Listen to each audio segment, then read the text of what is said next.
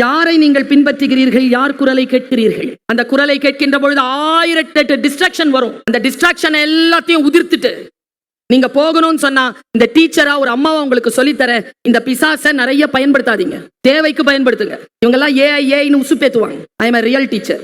Artificial intelligent இல்ல, real intelligence ஒன்னு இருக்கு. ஆரைய தூக்கிப்பிடி, ஏஐ உன் கட்டுப்பாட்டிற்குள் இருக்கும். ஏஐக்கு அடிமையாகாத. வாய்ப்புகள் வரும், அடிமையாவதற்கான வாய்ப்புகள் வரும். ஆனாலும் அதை தாண்டி மனிதன் நிற்க வேண்டும் என்றால் அவன் தன்னுடைய ரியல் இன்டெலிஜென்ட்டை பயன்படுத்தி ஆக வேண்டும். அதை நோக்கிய பயணமாக உனக்கு இருக்க வேண்டும் என்பதற்காக நான் இதை சொல்கிறேன். கான்சென்ட்ரேஷன். உன்னுடைய நோக்கம் எதுவாக இருக்கிறது, உன்னுடைய இலக்கு எதுவாக இருக்கிறது என்பதிலே நிதானம் கொள். ஃபர்ஸ்டா வர்றது பிரச்சனையே கிடையாது. ஃபர்ஸ்டாவே வந்துகிட்டு இருக்கிறது தான் பிரச்சனை. ஃபர்ஸ்டா எவன்லாம் வரானோ அவனெல்லாம் ஜெயிச்சுட்டே இருக்கிறது தான் பிரச்சனை. சைன் பண்ண என் குழந்தைய, பெற்றோர்களை சைன் பண்ண கற்றுக் கொடுங்க. இங்க ஒரு பென் இருக்கு, இங்க ஒரு ஃபைல் இருக்கு, ரெண்டும் உங்க குழந்தைகளை தேடிட்டு இருக்கு. அந்த குழந்தை எதை பிடிக்குதோ அது கைக்குள்ள வந்துடும். ஃபைல் வந்துருச்சுன்னா கேபின் தட்டிட்டு போய் எவனாவது வச்சிருப்பான் பென், சைன் வாங்கணும். பெண்ணை பிடிச்சிட்டாங்கன்னா எவனாவது ஃபைல் எடுத்துட்டு உள்ள வரலாம், கையெழுத்து போடணும். ஆனா பிடிக்கிற பென் கிரீன் பென்னா இருக்கட்டும். எதுவாக இருந்தாலும் வைய தலைமை கொள். வைய தலைமை கொள்ள வேண்டும் என்றால் சில குவாலிட்டிஸ் நம்ம கிட்ட இருக்கணும், சிலரை தியாகம் செய்யணும். இந்த ஆண்கள் இருக்கிறீங்கல்ல, பெண்களும் இப்ப வந்துட்டாங்க, ஆனா அவ்வளவா இல்ல. இந்த வீட்டுல இருக்கிற ஆண்கள், குடும்பஸ்தர்கள், இந்த போனை நீங்க பயன்படுத்துற மாதிரி 8 மணிக்கு தானே வீட்டுக்கு வரீங்க. இதை சுவிட்ச் ஆஃப் பண்றது, கை தட்டினதெல்லாம் பாதிக்கப்பட்டதுங்க. பக்கத்துல ஹஸ்பண்டோட இருக்காங்க, சும்மா கம்முன்னு இருக்குதுங்க. கை தட்டினா தப்பா நினைச்சுக்குவாரோன்னு நான் கேட்டேன், மேடம் பாத்ரூம் போகும்போது கூட ஏன் எடுத்துட்டு போறீங்கன்னு. அந்த சைக்காட்ரிஸ்ட் சொன்னாங்க, பயமா மேடம் தனியா போறதுக்கு. நான் சோஷியல் ஆக்டிவிஸ்ட், நான் சொல்லவா, இதை தனியா விடுறதுக்கு பயம். நான் திரும்ப சொல்லுகிறேன், ரொம்ப சூட்சமமான வார்த்தை சொல்றேன். நீங்க என்ன நல்ல வார்த்தைகள் சொல்லி தரீங்களோ உங்க குழந்தை அது கேட்கவே கேட்காது. நாம கேட்டோமா அது நமக்கு கேட்கறதுக்கு? ஆனாலும் கவலைப்படாமல் நல்லவற்றை சொல்லிக்கொண்டே இருங்கள். ஏன் தெரியுமா? உங்களுக்கு முன்னால அது நீங்க சொல்லி தந்ததுபடி நடக்காது. ரொம்ப வார்த்தை சொல்ற, முத்து நீர்த்துளி வந்து சேருது, முத்தான வார்த்தை. நீங்க இப்போ உங்க குழந்தைக்கு சொல்லுகின்ற நல்ல அறங்கள் உங்களுக்கு முன்னால் அவர்கள் பயன்படுத்த மாட்டார்கள். ஆனால் இந்த உலகத்தில் அவர்களுக்கு முன்னால் சவால்கள் வந்து விழுகின்ற பொழுது அதை சந்திப்பதற்கும் அதை ஜெயிப்பதற்கும் நீங்கள் சொல்லி தந்த அறம் பயன்படும். அந்த சொற்களை மிக கவனமாக வையுங்கள். நான் இந்த கருத்தை சொல்லிட்டு போறோம் தான் நினைச்சிட்டு உட்கார்ந்து இருந்தேன். ஒரு 2 நிமிஷம் ஆகும், பரவாயில்ல சொல்லிட்டு போறேன். 2 நிமிஷம் ஆகும், கேட்டுட்டு போங்க. இந்த மாதிரி செல்போன்ல போட்டோ பிடிக்கிறீங்கல்ல, உங்க எல்லாருக்கும் சொல்லித்தரேன். தமிழ்நாட்டில் பிறந்திருக்கோம் நம்ம, திராவிட மண் இது. கொஞ்சம் சுயமரியாதையோடு இருங்க. எப்படி இருங்க தெரியுமா? போட்டோ பிடிக்கிறீங்கல்ல, போட்டோல தோன்றுனீங்கன்னா புகழோடு தோன்றுங்க, இல்லை என்றால் தோன்றலின் தோன்றாமை நன்று. புகழோடு தோன்றுங்க. நீங்க எப்படி இருக்கிறீங்களோ உங்க குழந்தைகளுக்கு சொல்லித்தாங்க. சுயமரியாதையை சொல்லித்தாங்க உங்க குழந்தைக்கு. யாரையும் பார்த்து இப்படி பார்த்து வியக்காதன்னு சொல்லித்தாங்க. யாராவது இப்படி பார்த்து வியந்துட்டே இருந்தா நான் குழந்தை வியக்கிறவன் வளர்ந்துகிட்டே இருப்பான், இது கீழே பார்த்துட்டு கை தட்டிக்கிட்டே இருக்கணும். புரிஞ்சுக்க சொல்லுங்க. வியப்பது வீழ்ச்சின்னு சொல்லி கொடுங்க.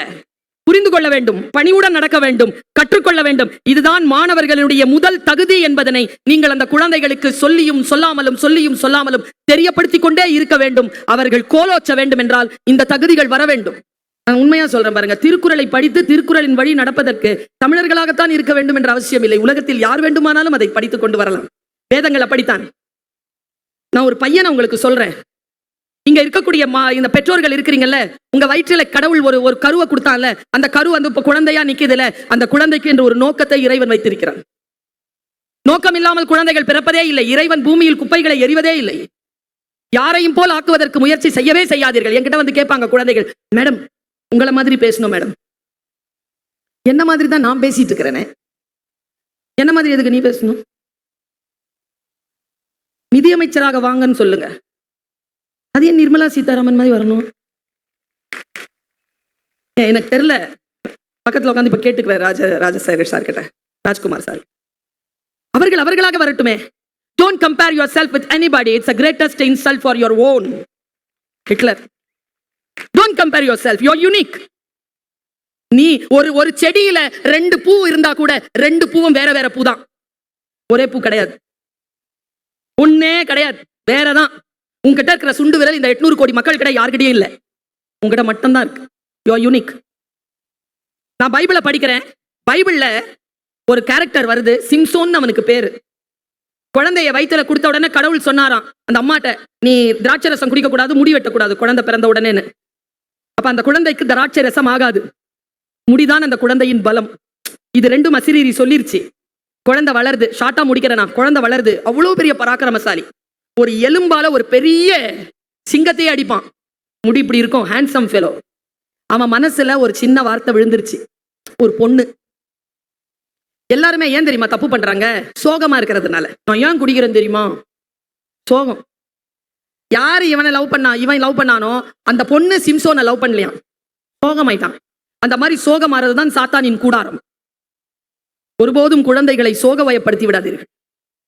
அந்த சூழலை அனுமதிக்காதீர்கள். நீ தாண்டா ராஜா என்று சொல்லி வளருங்கள். நீதான் இந்த உலகத்தை ஆட்சி செய்ய வந்த குயின் என்று சொல்லி அந்த குழந்தையை வளர்த்து பாருங்க. ஒருபோதும் உங்க குழந்தைய கீழே விழற அளவுக்கு செதைச்சிடாதீங்க. அவன் மனசுக்குள்ள அவனுக்கு சோகம் வந்துருச்சு. என்ன தெரியுமா பண்ணாங்க? இந்த உலகம் சுத்திக்கிட்டே இருந்தது அவனை சாவடிக்கிறதுக்கு. அவன் இருக்கிறதுனால அந்த சமூகத்தை அண்ட முடியல. எவ்வளவு முயற்சி பண்ணாங்க, அவனை வெல்ல முடியல. அவன் ரொம்ப சோகத்துல குடிக்க ஆரம்பிச்சிட்டான். அவனுக்கு குடி பகை, குடிச்சிட்டான். அவனுக்கு ஒரு பொண்ணு வந்தா அவனோடு சேர்ந்து சுத்துறதுக்கு. அவ பேர் தெலீலாள். இப்போ இருக்கிற பசங்களுக்கு சொன்னா புரியும். Bestie, not lover, no wife, no girlfriend, bestie. கூட சுத்திக்கிட்டே இருக்கும், எந்த பொறுப்பும் கிடையாது. நான் இங்க நிறுத்துறேன். எல்லார்கிட்டயும் சொல்றேன், நான் என்னையும் சேர்த்து தான் சொல்றேன். Don't take anything for granted. Have gratitude. உங்ககிட்ட புருஷன் இருக்கா, உங்ககிட்ட புள்ள இருக்குதா, உங்ககிட்ட மனைவி இருக்கா, உங்ககிட்ட அம்மா அப்பா இருக்காங்களா, உங்ககிட்ட சொத்து இருக்கா, உங்ககிட்ட வண்டி இருக்கா, உங்ககிட்ட இளமை இருக்கா, don't take for granted. Have gratitude. உங்ககிட்ட இருக்கிற பல விஷயங்கள் பல பேர்கிட்ட இல்ல, உங்ககிட்ட இருக்கு, பயப்படு. ஒத்திகை, அதை பாதுகாப்பாகவே. நான் இளைஞர்களுக்கு சொல்லிக் கொண்டிருக்கிறேன். தெலீலாள் வந்தா, தெலீலாள் பேசுறா இப்போ சிம்சோன் கிட்ட. ஏய், என்ன இவ்வளவு பேர் அடிக்கிற? பெரிய ஆள் தான் நீ, சூப்பர். நான் பார்த்தேன் அந்த சின்ன குழந்தைகளை, ஒரு அஸ்ட்ரானர் வந்து நிக்குது, அதுக்கு கைத்தட்ட காணோம். ஒரு யூடியூப் இன்ஸ்டாகிராம் இன்ஃப்ளூயன்சர் அப்படின்னு ஒருத்தர் வந்தாரு, அதிருது கைத்தட்டு. பார்த்தேன், பார்த்துட்டு தான் உட்கார்ந்துறேன். பாருங்க, தெலீலால விலை பேசிட்டாங்க. 100 காசு தரேன். இந்த சிம்சோனுடைய உடம்புல எங்க இருக்கு சத்து? எதையா அழிச்சு அவன் செத்துருவான், எதை அழிச்சு அவன் சாவான், எனக்கு சொல்லித்தான், உனக்கு 100 காசு தருவேன். வந்து பேசுறாங்க தெலீலாள். பைபிளை படிச்சு பாருங்க, நிலம் நகர்ந்தது. ஏய், எங்க அடிச்சா நீ சாவ? கேக்குறாங்க. இவன் சிரிக்கிறான். ஏய், என்ன கயிறுல கட்டினா நான் செத்துருவேன் தெரியுமா? விளையாடுறான். யார்கிட்ட விளையாடுறது? கடவுள் கிட்டையா? கடவுள் கண்ட தாளந்து கிட்டையா? ஆசீர்வாதங்கள் கிட்ட விளையாடுவீங்களா? நான் இவ்வளவு பேச்சாளர் தானே, எதுக்காக இப்படி கையில புக்கு கொண்டு வந்திருக்கேன், உட்காந்துட்டு பேசிட்டு இருக்கிறேன்? நானா பேசிட முடியாதா? Have gratitude, have fear. என்னுடைய ஒரு சொல் என் வாழ்க்கையை நிர்ணயம் செய்யும் என்கின்ற பயத்தோடு நின்று பேசணும், பிரார்த்தனையோடு நின்று பேசணும். எது வாயில வருதோ அதுல பேசிடக்கூடாது. இங்க அனுப்பிதான் இங்க வரணும். இந்த 6 இன்ச் இருக்குல்ல, அதுல கவனமா இருக்கணும். அவன் ரொம்ப விளையாட்டா, என்னை வந்து கம்பியில கட்டினா நான் செத்துருவேன், போய் கம்பியில கட்டுறாங்க. அடுத்த நாள் வந்து கம்பியில கட்டினா செத்துருவேன், சாவுல வெறும் கயிறுல கட்டினாலே செத்துருவேன். அடுத்த நாள் கயிறுல கத்துறாங்க, சாகல. அவன் விழுந்து அழுகுறாங்க. படிச்சு பாருங்க, எந்த சமயத்தை சார்ந்தவர்களாக இருந்தாலும் சிம்சோனை படிச்சிருங்க, உள்ள வளர்க்கறதுக்கு பயன்படும்.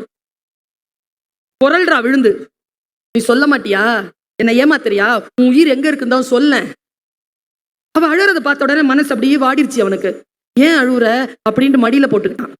மடியில போட்டுட்டு சொன்னானா, நான் சொல்வேன், யாருக்கிட்டையும் சொல்லக்கூடாது, சொல்ல மாட்டேன். இந்த முடி இருக்குல்ல, இந்த முடியல நிச்சயமா, நிச்சயமா, அம்மா மேல சத்தியமா, அம்மா மேல சத்தியமா, அப்படி எழுந்து உட்காந்து அவனை மடியில போட்டுக்கிட்டான். தலைமுடிய தடவி கொடுத்துக்கிட்டே இருக்கா. அந்த சொகத்துல பாவி பய தூங்கிட்டான். அந்த முடிய 7ஆ பிரிக்கிறான். ராத்திரி முழுக்க வேலை செய்து அவன் உறங்கியதற்கு பிறகு புள்ள மொட்டை அடிச்சிட்டான். காலையில் எழுந்திருக்கிறான் சிம்சோன். ஒரு கோழி குஞ்சை போல் உணர்கிறான். தன்னுடைய எல்லா தாளந்துகளும் அந்த பராக்கிரமும் போனதை உணர்கிறான். தெலீலாவை காணோம். பகைவர்கள் வந்து பிடித்துக் கொள்கிறார்கள், போய் சிறையில் அடைக்கிறார்கள். சிறையில் அடைக்கின்ற பொழுது அவனுடைய கைகளை தூண்களில் கட்டி வைத்து அவன் கண்களை நோண்டி எடுக்கிறார்கள். குருடான சிம்சோன் இங்கேயும் அங்கேயும் he is roaring like a lion. என்ன பண்றது? போய் உள்ள போடுறாங்க.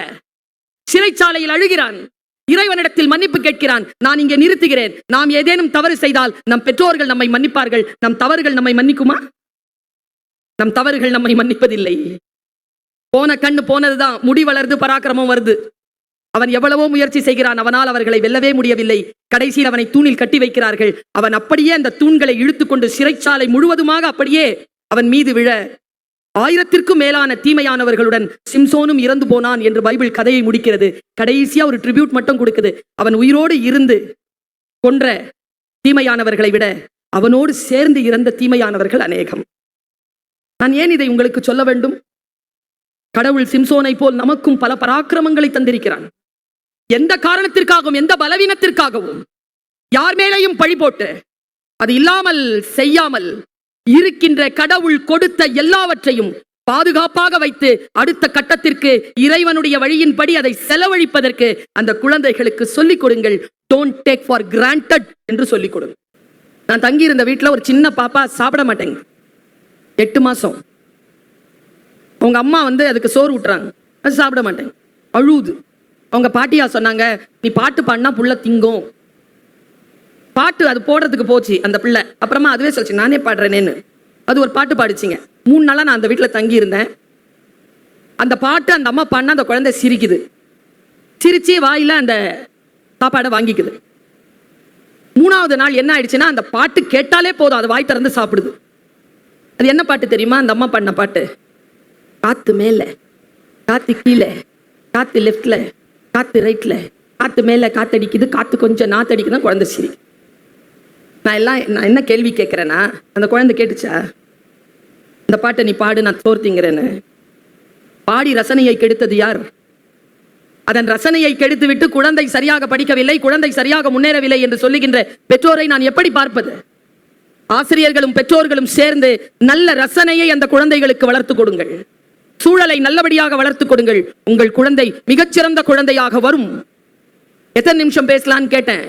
நிறுவன தலைவர் 15 நிமிஷம்னு சொன்னாங்க. முடிஞ்சதுன்னு நினைக்கிறேன். இன்னும் 2-3 பாயிண்ட் இருக்குது, சொல்லிட்டு போயிடுறேன். இவ்வளவு கவனமாக கேட்கக்கூடியவர்களுக்கு ஆடல் பாடலை விட சில சொற்கள் தேவைப்படுகிறது என்பது என் உள்ளுணர்வு சொல்கிறது. அதனால் சொல்லிவிட்டு போகிறேன். கவனத்தோடு இருங்கள் பெற்றோர்களே. நமக்கு பெற்றோர் என்று பெயர். நாம் பிள்ளைகளை தந்தவர்கள் தானே. தமிழ் படித்தவள் நான். தந்தோர் என்று தானே நம்மை அழைத்திருக்க வேண்டும். ஏன் பெற்றோர் என்று சொல்கிறோம்? வல்ல இறைவனின் பெருங்கருணையாலும் இயற்கையின் பேராற்றலாலும் குழந்தை என்கின்ற வரத்தை பெற்றவர்கள் நாம். அதனால் பெற்றோர் என்று நமக்கு பெயர். அந்த கண்ணியத்துடனும் அந்த நன்றி உணர்வுடனும் தான் நம் குழந்தைகளை நாம் கண்காணிக்க வேண்டும். என்னுடைய குழந்தையை நான் எப்படி வளர்த்திருக்கிறேன் என்று சொல்லுகின்ற பொழுது, நீங்கள் மற்றவர்களுக்கு முன்னுதாரணமாக இருக்கக்கூடிய வகையிலே உங்கள் பிள்ளைகளை நீங்கள் வளர்த்திருக்கிறீர்களா? அதற்கான சூழலை நீங்கள் பெற்றிருக்கிறீர்களா என்பதில் கவனம் வையுங்கள். இங்க எனக்கு முன்னால் பேசிய பேச்சாளர், நீங்க அமேசான்ல நீங்க தான் நிர்மலா சீதாராமன், நீங்க தான் எலன், நீங்க தான் அடுத்த இஸ்ரோவினுடைய நாராயணன், நீங்க தான் எல்லாம் சொல்லிட்டு போனார்ல. நான் ஒன்று சொல்றேங்க, உண்மையா சொல்றேன். நான் ஒரு ப்ரொஃபஸரா இருக்கிறேன். உலகமெல்லாம் புகழ்பெற்ற பேச்சாளராக இருக்கிறேன். யாருங்க பெரிய மனுஷன்? யார் பெரிய மனுஷன்? ப்ரொஃபஸரா, சயின்டிஸ்டா, அரசியல்வாதியா, ஸ்கூல் நடத்துறவங்களா, போலீஸ்காரரா? யார் பெரியவங்க? யார் பெரியவங்க தெரியுமா? யாருடைய இருப்பினால் இந்த உலகத்தில் 4 பேருக்கு நன்மை கிடைக்கிறதோ அவன் பெரிய ஆளுங்க. அந்த பெரிய மனுஷ தன்மை மனசுக்குள்ள இருக்குதான்னு பாத்துக்கங்க. ஸ்கூல் வளர்த்து கொடுத்துரும். இவ்வளவு வாய்ப்புகள் கொடுக்குதே, வளராம எங்க போறது? இவ்வளவு வாய்ப்புகளை பெற்றுக்கொண்டு ஒருவர் வளரவில்லை என்றால் தான் அவர்கள் கூர்ந்து கவனிக்கப்படத்தக்கவர்களை தவிர இது ஒரு ஆன் கோயிங் ப்ராசஸ். சூப்பரா இருக்கு, கவலையே பட வேண்டாம். நான் இன்னும் ஒரு விஷயத்தை சொல்லுகிறேன். நம்முடைய வாழ்க்கை நமக்கு வாய்ப்புகளை தரும் என்று சொன்னேன். காலையில் கூட விருதுநகரில் இந்த வார்த்தையை சொல்லிவிட்டு வந்தேன். சொற்களில் கவனம் வையுங்கள். என்னுடைய குழந்தை LKG படிக்கும் போது நான் இப்படி ஜன்னல் இருந்து பார்க்கிறேன். கிரையான் கொடுத்து வரைய வச்சாங்க என் குழந்தைக்கு அழ தெரியாது. நான் அழ சொல்லி தரல. அவனுக்கு ஆக பெரிய ஒரு அழற மாதிரி சூழல் வந்தாலே இவ்வளவுதான் தெரியும், அதுக்கு மேல அழ தெரியாது அவனுக்கு. அப்படிதான் வளர்த்தேன் நான். ஸ்கூல்ல கொண்டு போய் விட்டேன். கிரையான் கொடுத்து வரைய சொல்றாங்க. அவன் வரைகிறான், ஏதோ பலூன் வரைகிறான். நான் அவனையே பார்த்துட்டு இருந்தேன். ஜன்னல் இருந்து பார்க்கறதுக்கு அனுமதிச்சாங்க. பார்த்துட்டு அவன் பக்கத்துல உட்கார்ந்த ஒரு குழந்தை பேன்னு அழுவுது. உடனே அவன் ஆச்சரியமா பார்க்கறான். இப்படியா அழுவாங்க அப்படின்னு அந்த குழந்தைய பார்க்கறான். அப்புறமா அவன் கையில இருக்கிற கிரையானை, அவங்க அதுக்கு கிரையானை தொலைச்சிருச்சு, கையில இருக்கிற கிரையானை கொடுத்தான். அவன் அந்த பிள்ளை வேணான்னுச்சு. அவன் வரைய ஆரம்பிச்சிட்டான். உங்க அம்மா மின்னல் மாதிரி உள்ள நுழைஞ்சாங்க. எங்க போட்ட கிரையான், எங்க? கீழே தேடினாங்க கிடைக்கல. என் பையன் கையில இருந்து புடுங்கி கொடுத்துட்டாங்க. அவன் கொடுக்கும்போது சந்தோஷமா தாங்க நீட்டனா, கையில இருந்து புடுங்கின உடனே அப்படின்ட்டான். நான் யோசிச்சு பார்க்கிறேன், எப்படி நாம் நம் குழந்தைகளை வளர்த்தெடுக்கிறோம். நம் குழந்தைகள் நாம் பேசுவதை கேட்டு வளர்வதே இல்லை, நம்மை பார்த்து வளர்கின்றன என்பதில் மட்டும் கவனம் வையுங்கள். நம்மை பார்த்து வளர்கின்றன நம் குழந்தைகள். என் பையன் 3வது பிரைஸ் வாங்கிட்டு வந்தான் ஒரு நாள். ஃபர்ஸ்ட் பிரைஸ் வாங்கல. இவ்வளவு பெரிய பேச்சாளருடைய பையன் 3rd பிரைஸ். ஏண்டா நல்லா தானே ப்ரிப்பேர் பண்ணி அமைச்சேன். அவன் வார்த்தை என்ன தெரியுமா சொன்னா? நல்லா வளர்த்திருக்கேங்கிறதுனால சொல்றேன். என்ன சொன்னான் தெரியுமா? என்னை விட ஆகாஷ் நல்லா பேசினாமா. இந்த அக்செப்டன்ஸ் இருக்கு இல்லைங்க, அது உங்களை ராஜாவாக்கும். இந்த உலகத்தில் எந்த துறையில் நீங்கள் இருந்தாலும் அந்த அக்செப்டன்ஸ் அண்ட் அதற்கு அடுத்த நிலையில் முன்னேறுகின்ற அந்த பெருந்தெளிவு, அந்த ஆக்கத்தோடு அந்த குழந்தைகளை நாம் வளர்த்தெடுக்கிறோமா? நான் இன்னும் ஒரு சூட்சுமமான விஷயத்தை சொல்லிட்டு போறேன். ரொம்ப சூட்சுமமான விஷயம் பாருங்க. பொங்கல் விழா நடந்ததா? மாணவர்கள் இருந்தால் மாணவர்கள் கவனமாக கேட்டுக்கொள்ளுங்கள். உங்களுக்கான 10th + 2 லாஸ்ட் எக்ஸாம் நேரத்தில் இருப்பீங்கல்ல, அந்த டைம்ல பேசுறதுக்கான பேச்சு இன்னைக்கு என்னால பேச முடியாது. அதுக்கு வேற நாள் நீங்க கூப்பிட்டு பேசுங்க. நான் அந்த குழந்தைகள் கிட்ட பேசுறேன். இன்னைக்கு ஜெனரலா தான் பேசுறேன். பொங்கல் விழாவில் உரி அடிக்கிற போட்டிங்க விருத்தாச்சலத்துல. ஒரு 100 பேர் கலந்துக்கிட்டாங்க. 6 வயதிலிருந்து 18 வயசு வரைக்குமான பசங்க பொண்ணுங்க யார் வேணாலும் உரி அடிக்கலாம். இப்படி கையெடுத்து இப்படி அடிக்கலாம், அவ்வளவுதான். ஒரு அடிதான். இப்படி பண்ணிட்டாங்கன்னா முடிஞ்சு போச்சு, வாய்ப்பு முடிஞ்சது. அதுல 6 வயசு பையன் ஜெயிச்சாங்க அந்த காம்படிஷன்ல. வந்து ஜெயிச்சுட்டு என் பக்கத்துல உட்கார்ந்தான். வாழ்க்கையில ஜெயிக்கிறதுனா என்னன்னு சொல்லி தரேன். எந்த துறையில வேணாலும் இருந்துக்கோங்க. பேச்சா, சயின்ஸா, பேட்டர்ன்ஸ் வாங்கணுமா, இன்னோவேட்டிவ் திங்ஸா, டிஸ்கவரியா, எதுவாக இருந்துக்கோ. எதுவாக வேண்டுமானாலும் இருந்துக்கொள். குவாலிட்டி பார். என்ன குவாலிட்டி இருந்தா அந்த துறையில் ஜெயிக்கலாம். பாருங்க, பக்கத்துல வந்து உட்கார்ந்தான். தம்பி உன் பேர் என்னன்னு? ராஜராஜன் அப்படின்னா. சூப்பர் பேர் இல்ல? ஆனா அது இல்ல, அவன் பேர் ஃபுல் பேர் வேற. ராஜராஜ சோழன். உனக்கு பையன் பிறந்தா என்ன பேர் வைப்பேன்னு கேட்டேன். கத்தி மாதிரி இருந்தாங்க. அவன் இந்த வில்லுல இருந்து புறப்படுற அம்பு மாதிரி இருந்தான். ஷார்ப்னா ஷார்ப். அப்படி இருக்கிறான். அப்படி இருக்கிறான். உன் பிள்ளைக்கு என்ன பேர் வைப்பேன்னு? என் தாத்தா பேர் அது ஆயிடுச்சு, என் பிள்ளைக்கு வேற பேர் வைப்பேன்னு. உன் தாத்தா பேர் என்ன? ராஜேந்திர சோழன் அப்படின்றான். இப்படி இருக்கிறான் வேண. ஒரே ஒரு ரகசியத்தை மட்டும் கேட்டேன். நான் நல்லா தெரிஞ்சுக்கோங்க, எங்க அம்மா அப்பா எனக்கு சொல்லி தந்தது. இப்போ நீங்க யாருமே உங்க பிள்ளைக்கு அந்த மாதிரியான பிராக்டிஸ் கொடுக்கறது இல்ல. வீட்டுல யாராவது விருந்தாளிங்க வந்தா எங்க அம்மா எங்க 5 பேரையும் நிறுத்தி வச்சிரும். சொல்ற பேச்ச கேட்க மாட்டேங்குது. ஏதாவது புத்திமதி சொல்லுங்க. என் வாரத்துல எனக்கு 3 சித்தப்பா, ஒரு பெரியப்பா, ஒரு அத்தை, எல்லாரும் வந்துருவாங்க. ஒவ்வொரு வாரமா நிக்க வச்சு எங்களுக்கு அட்வைஸ். அதுல என்ன சோகம்னா, அதுல ஒரு சித்தப்பாக்கு அட்வைஸ் பண்ணவே தெரியாது. ஆனா அட்வைஸ் பண்ண தெரியாதுன்னு அவருக்கு தெரியாது. 3/4 மணி நேரம் பண்ணார். இவ்வளவு சோறு சாப்பிடணும். அட்வைஸ் பண்ண வைப்பாங்க. கேட்கிற திறன் பைபிள் சொல்லுகிறது, காது இருக்கின்றவர்கள் கேட்க கடவுள். கேட்டுக்கணும். கேட்கிற திறன். ரெஸ்பாண்டிங். ரெஸ்பான்ஸ் பண்ணணும். ரியாக்ட் பண்ணக்கூடாது. ரெஸ்பாண்ட் பண்ணணும். கேட்டுக்கிறது. அந்த குழந்தை கிட்ட கேட்டேன், எப்படி ஜெயிச்சேன்னு. அந்த குழந்தை அவ்வளவு கிளாரிட்டியா எனக்கு சொன்னாங்க எப்படி ஜெயிச்சேன்னு. உங்களுக்கு வேணுமா அந்த பதில்? அந்த குழந்தைக்கு அந்த பதில சொல்றேன். நான் சின்ன போட்டி தான், உரியடிக்கிற போட்டி தான். எப்படி ஜெயிச்சான் பாருங்க. அவன் சொல்றான், நீங்க பாக்குறீங்கல்ல 1000 பேராவது இருப்பாங்களா? ஆமா. அந்த மாஸ்டர் இருக்காருல்ல, அவர் கையில வேற விசில் வச்சுக்கிட்டு இருந்தார். ஒயின்னு காதுல ஊதிக்கிட்டே இருந்தார். யாரும் சொல்றது கேட்க கூடாதுன்னு. அப்புறமா காதுல தப்பு தப்பா வழிபட்டு சொல்லிட்டு இருந்தார். லெப்ட்ல போ, ரைட்ல போன்னு. எல்லாரும் கத்திட்டு இருந்தாங்க. ரைட்டு, லெப்ட், நேராவா, பின்னால போ, இப்ப அடி எல்லாம் சொல்லிட்டு இருந்தாங்க. அந்த 1000 பேருக்கு நடுவில் ஒரு குரலை நான் அடையாளம் கண்டு கொண்டேன். அது என் அம்மாவின் குரல். ராஜா, நான் என்ன பண்ணேன் தெரியுமா? என் கண்ணு மூடி இருந்தாங்கல்ல, அதுக்குள்ள இருந்த என் கண்ணை மூடிக்கிட்டேன். அப்பா, கண்ணுக்குள்ள மூடன கண்ணுக்குள்ள அவன் மூடிக்கிட்டானா தியானத்துக்குள்ள போயிட்டான்னு அர்த்தம். கான்சென்ட்ரேஷன் உள்ள போயிட்டான். அம்மா குரல். ராஜா, அத்தனை பேர் சத்தம் போடுறாங்க, விசில் சத்தம் கேக்குது. எல்லாத்தையும் வடிகட்டிட்டு அம்மாவுடைய குரல் மட்டுமே அவன் கான்சென்ட்ரேஷன்ல இருக்கு. என்ன குவாலிட்டி! What a quality! 1000 பேர் சத்தம் போடுற நடுவுல, ராஜா லெஃப்ட்ல போ, ரைட்ல கொஞ்சம் வா, கொஞ்சம் ஒரு அடி முன்னால வை, இன்னும் கொஞ்சம் அரை அடி வை, கைய நல்லா ஓங்கு, ஓங்கிட்டு அப்படியே நில்லு, ஒரு நிமிஷம் அப்படியே நில்லு, அடிச்சிராத, ஓங்கிராத, அடிச்சிராத. கொஞ்சம் பின்னால போ, அது ஆடிக்கிட்டு இருக்கு உரி, கொஞ்சம் பின்னால போ, பின்னால போறான். கரெக்டா வரும்போது அம்மா சொன்னாங்க, கைய உயர்த்துடா. கைய உயர்த்தினா அடராய்ப்பா, நான் பாருங்க அடிச்சான், உரி உடைஞ்சிருச்சு. நீங்கள் எங்களுடைய பள்ளிக்கூடத்தில் உங்கள் குழந்தைகளை சேருங்கள், நாங்கள் உங்கள் குழந்தைகளை வெற்றியாளர்களாக மாற்றுகிறோம் என்று சொல்கிறார்கள் என்றால் அது உலகத்தில் எந்த பள்ளிக்கூடமாக இருந்தாலும் அவர்கள் பொய் சொல்லுகிறார். எந்த பள்ளிக்கூடமும் குழந்தைகளை வெற்றியாளர்களாக மாற்ற முடியாது என்பது என் ஆசிரியராகிய எனக்கு தெரியும். பள்ளிக்கூடம் என்ன செய்யும் தெரியுமா?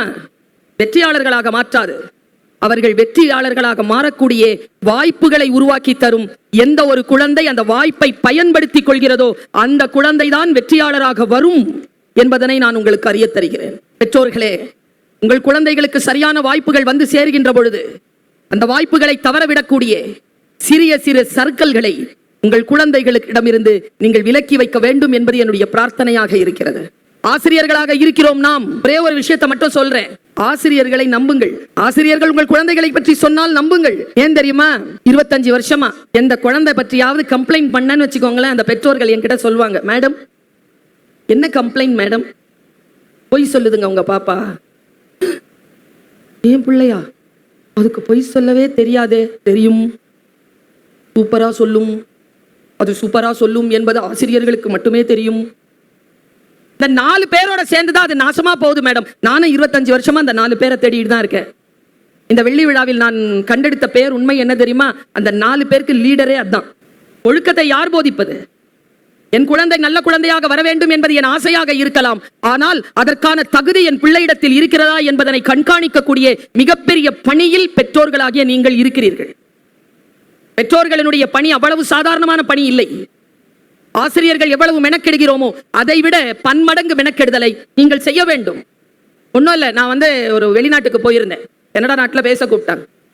இதுவரைக்கும் என்ன எதுல பார்த்திருக்கிறீங்க? இதுல தானே. இன்னைக்கும் இதுல தான் பார்க்கணுமா? நேர்ல வந்திருக்கேன்ல, உங்களுக்காகவே வந்திருக்கிறேன்ல, கேட்கலாம்ல. யாருக்காகவோ பதிவு செய்யாமல் உங்களுக்காக பேச வந்திருக்கும் என் பேச்சை வாங்கி வைத்துக் கொள்ளுங்கள். பெற்றோர்களே, எப்பொழுதும் சொல்லை பற்றி எனக்கு கவனம் உண்டு. எந்த சொல் யாருடைய வாழ்க்கையை மாற்றும் என்று நமக்கு உடனடியாக சொல்லிவிட முடியாது. அது எந்த புத்தகத்திற்குள் எந்த உதடுகளுக்குள் ஒளிந்து கொண்டிருக்கிறது என்று நமக்கு தெரியாது. இறைவன் நம்மை ஆழமாக நேசிக்க தொடங்குகின்ற அந்த வினாடியில் அந்த சொல்லை நம் மீது வீசி விடுகிறான். ஆனால் என்ன சிரமம் தெரியுமா?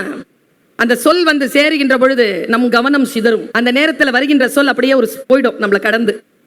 அது ஒரு சுத்திட்டு வரதுக்கு 30-40 வருஷம் ஆயிடும். தகுதியான சொல் சேர்கிறது, வாங்கி வைத்துக் கொள்ளுங்கள்.